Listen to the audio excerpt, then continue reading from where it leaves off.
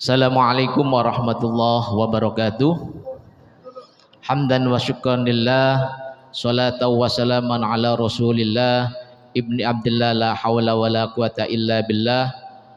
Wa qala ta'ala fil qur'anil karim, rabbi shrah li sadri wa yassir li amri wahlul uqdatam min lisani yafqahu qawli, amma ba'da.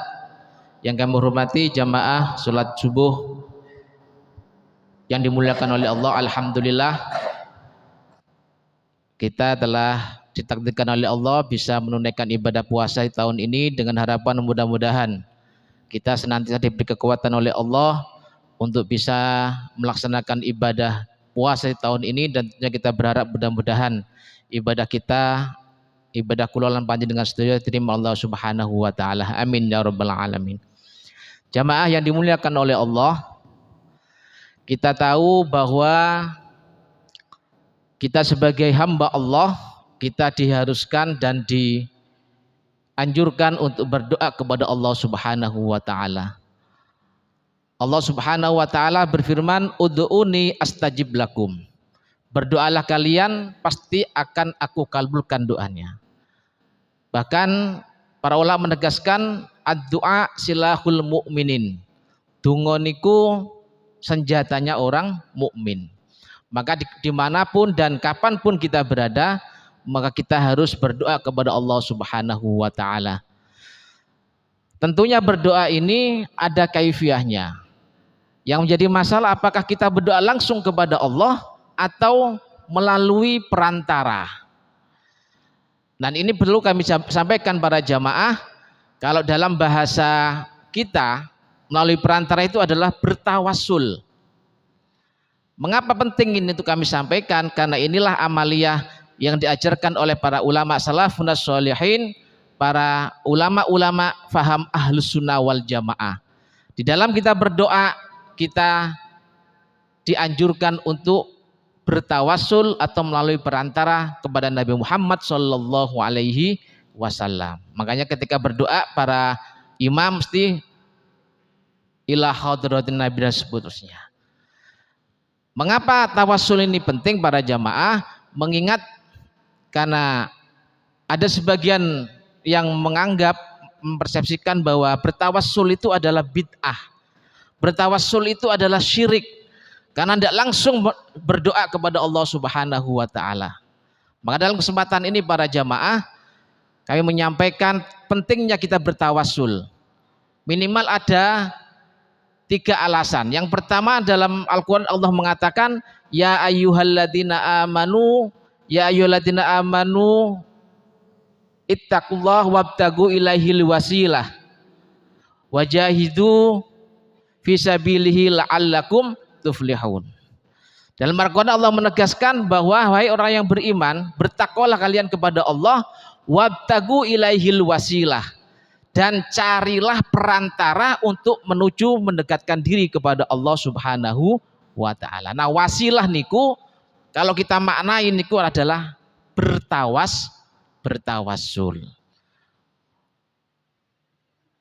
Jadi wasilah atau kalau kita maknai adalah sesuatu yang upaya kita untuk mencari media, mencari perantara untuk lebih mendekatkan diri kepada Allah agar supaya doa dan ibadah kita diterima, itulah disebut dengan wasilah.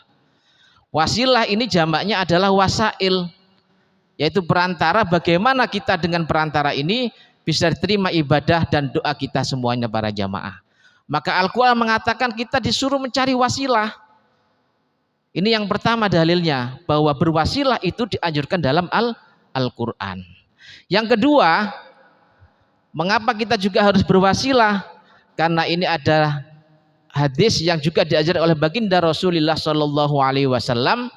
Ketika ada seorang sahabat ini punya kelainan penglihatan. Mungkin kalau bahasa kita mungkin buta ya, buta.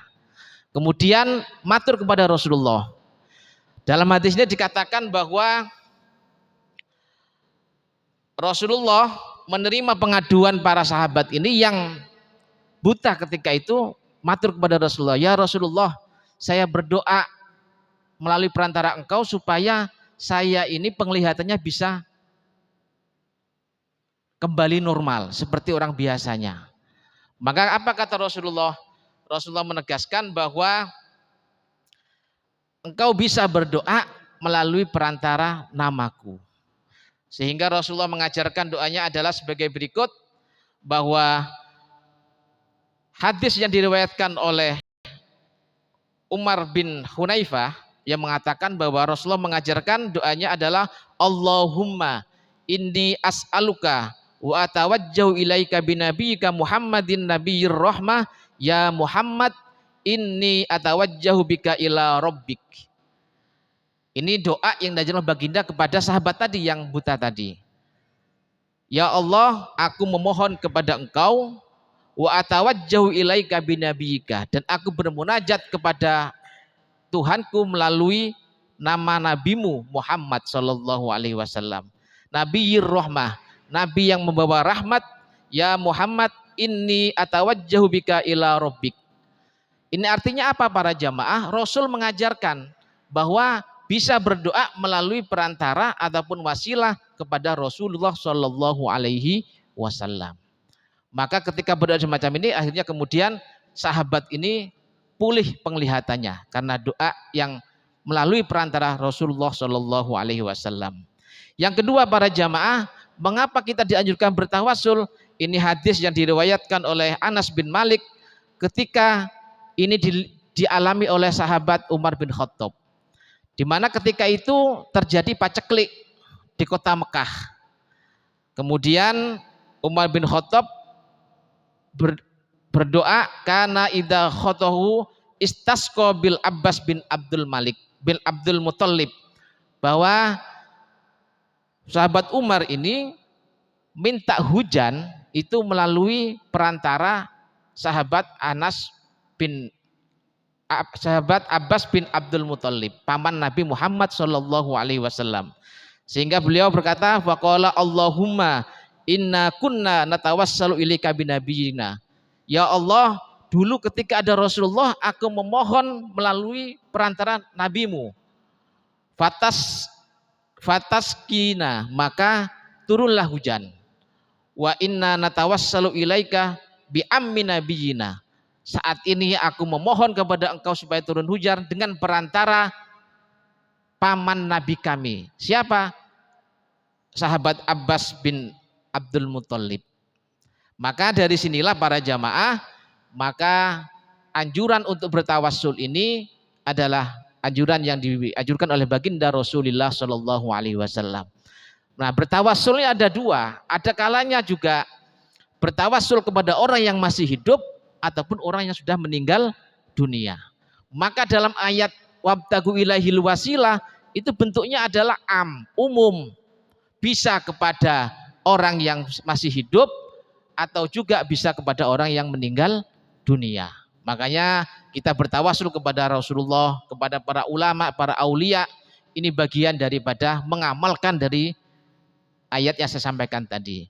Ini penting para jamaah, mengingat kita masih banyak saudara kita yang menganggap bahwa bertawassul itu bid'ah. Nah, ini adalah pilihan. Jadi yang tidak mau bertawassul tidak usah diharu-haru. Dan sebaliknya bagi yang memang memilih untuk bertawassul, ini adalah sebuah pilihan yang harus kita hargai. Dan semuanya ada dasar di dalam Al-Quran maupun Al-Hadis. Kalau di dalam keyakinan Ahlussunnah wal Jamaah bahwa orang yang meninggal dunia itu tidak mati orang-orang yang salafun sholihin, orang-orang yang soleh, para nabi dan para rasul. Al-Quran mengatakan wala tahsabannal ladzina qutilu fi sabilillahi amwata. Janganlah engkau mengira bahwa orang yang meninggal di jalan Tuhan, para nabi, para aulia itu amwata, wafat. Bal ahyaun, kata Al-Quran, bahkan mereka itu hidup walakin la tash'urun.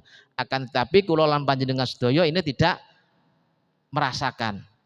Jadi dalam konsep Al-Quran bahwa orang-orang yang wafat yang notabene adalah wafat di jalan Tuhan, ini orang-orang yang masih hidup di sisi Allah Subhanahu wa Ta'ala. Maka oleh karenanya para jamaah, amalia bertawassul ini tetap harus kita pertahankan, karena ini bagian dari ajaran yang diajarkan oleh para ulama salafun sholihin, dan ini bagian daripada ajaran Ahlus Sunnah wal Jamaah.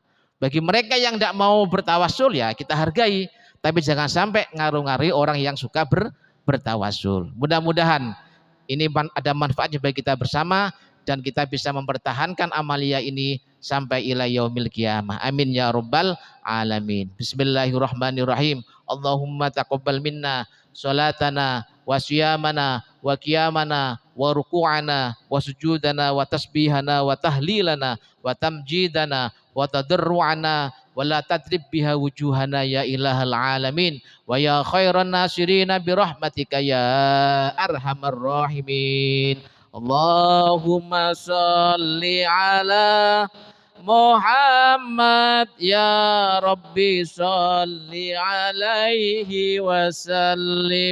Allahumma salli ala Muhammad